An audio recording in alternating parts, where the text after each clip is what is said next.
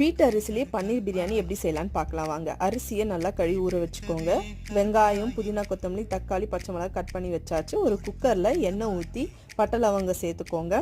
வெங்காயம் போட்டுக்கலாம். உப்பு கொஞ்சோண்டு சேருங்க, லாஸ்ட்டில் நம்ம சேர்த்துக்கலாம். வதங்கிறதுக்காக இப்போ சேர்த்துருக்கேன். பச்சை மிளகாய், இஞ்சி பூண்டு பேஸ்ட்டு 2 ஸ்பூனு நல்லா வதக்கிட்டு புதினா கொத்தமல்லியும் போட்டுக்கலாம். இப்போ தக்காளியும் போட்டாச்சு. கொஞ்சோண்டு மஞ்சள் தூள், 1 ஸ்பூன் பிரியாணி மசாலா, 1 ஸ்பூன் காஷ்மீரி மிளகாய் தூள் நான் சேர்த்துருக்கேன். நல்லா கிளறி விட்டுக்கோங்க. மீல் மேக்கருக்கு லைட்டாக ஊற வச்சுருந்தேன். ஸோ அதையும் இப்போ போட்டாச்சு. நான் இந்த பன்னீர் வாங்கியிருந்தேன். டைஸ் ஷேப்பில் கட் பண்ணிவிட்டு சேர்த்துக்கலாம். நல்லா கிளறி விட்ட பிறகு 1 கப் அரிசிக்கு 1 கிளாஸ் தண்ணி. நல்லா கொதிக்கும் போது நீங்கள் அரிசியை போடுங்க. அரிசியை இப்போ போட்டுட்டு நல்லா கிளறிட்டு உப்பு எவ்வளோ இருக்குன்னு பார்த்து செக் பண்ணிக்கோங்க மூடுறதுக்கு முன்னாடி. இப்போ மூடிட்டு நல்லா காற்று வரும்போது விசில் போடுங்க. ஃபுட் கலர் நான் சேர்க்கலை, ஸோ வீட்டில் செய்கிறதுனால வேண்டாம். சுட சுட பன்னீர் பிரியாணி இஸ் ரெடி.